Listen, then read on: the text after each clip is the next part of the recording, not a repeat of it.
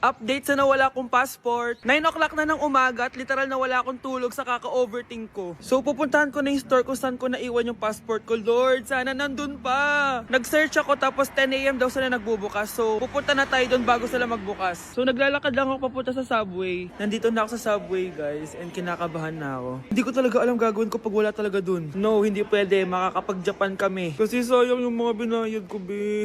Guys, nakasakay na ako. Guys, nandito na tayo. Kinakabahan ako. Tapos naiihi pa ako. Guys, wish me luck, Lord. Please, sana nandun. Nandito na tayo sa Myeongdong, guys. Tapos dun yung papunta dun sa store. Ako lang pala mag-isa ngayon, guys. Hindi ko kasama si Honey Bunch. Solo traveler. Pinapaayos ko kasi siya ng mga gamit. Pag uwi ko dun sa hotel, diretso na kami airport. Ganun. Grabe sa isang katangahan. Sobrang mahal. Mahal maging tanga dito, guys. Wait lang, may napapansin ako. Parang ang fresh ko dito sa Korea. Yun ang glass skin, no? Ito yung store, yung tier. Diyan ko nawala yung passport ko. Tinitignan ako na ito, oh. Guys, may mga staff na. Try ko magtanong if may nakita silang passport. Sana pansinin ako. Hello? Deadma challenge sila, guys. I left my passport yesterday here. Yes. Can you please check? Guys, ano nandito? Tinakabahan na ako. Lord, please. Magkakabait na ako, please. Hala, guys. Hala, ano tong hawak ko? Passport ko yata to. Yes, makakapag-Japan tayo, guys. Over naman, no? Hindi na siya nag-overthink. Iniisip ko ngayon, pupunta tayo na Japan.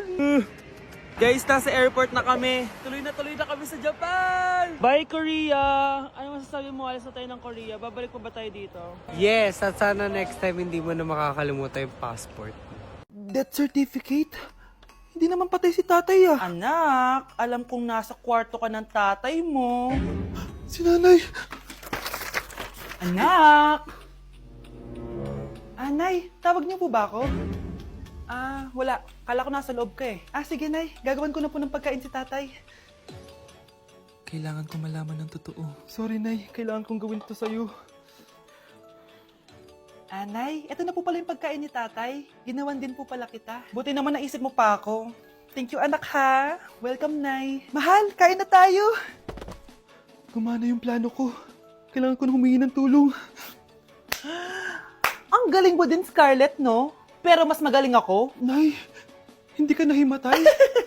Anong akala mo sa akin? Tanga? Inamoy ko yung pagkain na binigay mo sa akin. At kaamoy niya yung lason na nilalagay ko sa pagkain ng tatay mo. Ang sama mo, Nay! Well, kailangan ko ang pera ng tatay mo. Inasawa ko lang naman yan kasi mayaman siya. Ipapakulong kita sa ginawa mo kay tatay. Sa tingin mo, maniniwala sa'yo ang mga pulis? May CCTV tayo sa bahay. Kitang-kita dyan na ikaw ang gumagawa ng pagkain ng tatay mo. Kanina pa nasa kulang mga pulis. At naririnig nila lahat ng sinasabi mo. Mga pulis? Nasaan na siya? Nakakatakot! Matalino ako, Scarlett. Alam kong gagawin mo yan. Binayaran ko ang mga pulis para din nila kulihin. Pera-pera lang. Walang iya ka talaga, Nay. Mama ka na sa akin. Itali nyo na yan. At siguraduhin nyong hindi makakatakas yan. Ano? Itatali? Hindi! Shh, Scarlett. Itatakas kita, ha? Alam ko lahat ng baho ng nanay mo. Tita? Scarlett? May kausap ka ba? Nandiyan na si nanay. Bilisan mo. Paparating na siya. Bibilisan ko na. Baby, away tayo. O ano anak? Puro bebe time na lang? Di ba may exam ka pa bukas? Opo, Nay. Try mo kaya mag-review para di ka puro bagsak. Diyos ko. Sige, Nay. Challenge accepted. Makaka-perfect ako sa exam bukas. Sino nagsabing hindi ko kaya mag-review? Baka Scarlett to. Ba't tumatawag na to? Bakit, Bes? Nag-review ako. Te, may bago akong chika. Importante ba yan? Importante. So, eto na nga. Go, Te! Spill the tea! Ano nangyari? 1 hour later. Siya. Sige na, Te. Mag-review na talaga ako. Storbo. Saan na ba ako? X, Y... Hala, break na sila. Ano nangyari? 1 hour later. Mag-review na nga ako.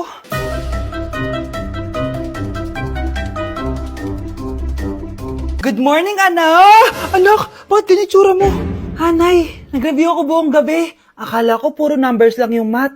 Bakit may X and Y? Di bale anak, gamitin mo tong Radiance Glow Pure Blossom Elixirs ng YOU. Meron tong toner essence at illuminating serum. Ano naman yun, Nay? Ano to? Nakaka-bright, prepare, at protect skin. At di lang yun anak, nakaka-reduce to ng oiliness at ng skin texture. Suitable to for all skin types, kaya gamitin mo to para fresh ka bago ka mag-exam. Ay, ang fresh nga. Glass skin, no? Super lightweight at super dali lang pala i-apply nito, Nay. Go na, anak. Islay mo na yung exam mo. Good morning, class! Ready na ba kayo mag-exam? Sure nang makaka-perfect ako kasi nag-review ako. First question. Kung 5 ang kinain na pizza ni Maria at 2 ang sapatos ni Cardo, gaano kalayong Earth sa black hole?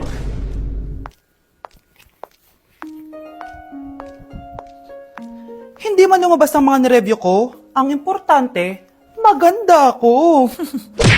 Ikinalulungkot ko pero hindi na siya makakita. Masyado nang malala ang damage sa mata niya. Mahal, hindi tayo susuko ha? Gagaling ka. Mahal, huwag ka na magpa-stress. Ginawa naman natin lahat, di ba? Mahal, magpahinga ka muna dito ha. Maluto lang ako ng pagkain. Hi, Ramon. Rosa, bakit nandito ka? Balita ko, wala nang pag-asang makakita yung asawa mo.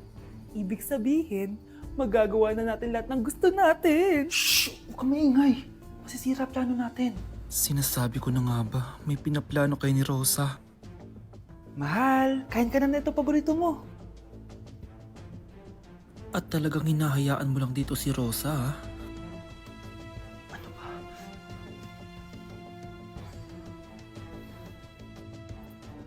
Walang ya kayo? Sa harap ko pa talaga at sa sarili kong bahay? Tay, nabalitaan ko yung nangyari kay nanay. Ipagdasal na lang natin na gumaling pa rin siya, anak. May CCTV dito sa bahay. Kailangan kong makuha yung mga files na yun. Nay? Nay? Nakakakita ka? Anak, please. Huwag mo muna sasabihin kahit kanino na nakakakita na ako. Nay, akala ko ba bulag ka na? Matagal na akong gumaling, anak.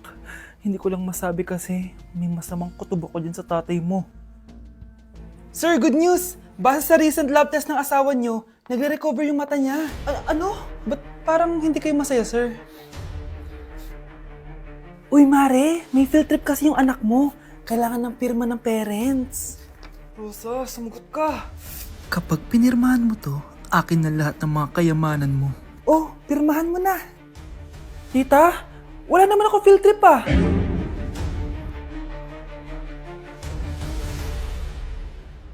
Huwag niyo ko ikulong! Hindi ako scammer! Itigil niyo na yan! Hindi si nanay ang scammer. Pero nasa bahay na to, ang totoong scammer. Hoy bata, huwag kang mangialam. Wala ka namang ebidensya. Pero nay, alam ko hindi ko yung scammer. Tara na, sumama ka na sa akin. Mga anak, aayusin ko to ha? Babalik din ako, okay? Kung sino man sa inyo yung totoong scammer, umamin na kayo! Nakulong si nanay, di ba? Ate, walang may gustong makulong si nanay. Tsaka bakit kami lang tatlo sinisisi mo? Eh baka ikaw talaga yung totoong scammer. Imbes na magsisihan tayo, magtulungan na lang tayo para kay nanay. Malalaman ko rin ng totoo. Delivery po. Gabi na. May nagde-deliver pa? Kuya, kaninong parcel yan? Kay Susan po ulit. Ha? Paano nangyari yun? Eh, nasa kulungan na si nanay. Aba ma'am, hindi ko po alam. Taga-deliver lang po ako eh. Sige na po. Oh, nasa gitna yung kalaban ha? Hoy, ayusin mo na itong mga damit mo. Ilagay mo muna dyan sa kama. Oh, ayun na! Paano naman ito laman ng parcel na to? Nakakainis, talo na naman. Ano ba? Ba't nandito to? Ito ba yung galing sa scam? Sabi ko na nga ba? Ikaw yung scammer! Ate, hindi ako yung scammer. May parcel na dumating at nakapangalan kay nanay. Di ba pang computer to? Eh, ikaw lang naman mahilig mag-computer dito eh. Ano na namang scam ang ginawa mo? Pasalamat ka, minor de edad ka pa. Bawal ka pa makulong. Pasensya na sa ginawa ng anak ko. Pagsasabihan ko to. Basta wag na uulitin ha. Ako na magbibigay sa mga may-ari neto. Sige na. Ang galing mo talaga. O ito, sino to cellphone? Akin tong pera. Mas kailangan ko to. Galingan mo pang mang scam para mas marami tayong makuha. Bahala sa'yo. Makakaasa ka. Gagalingan ko pa.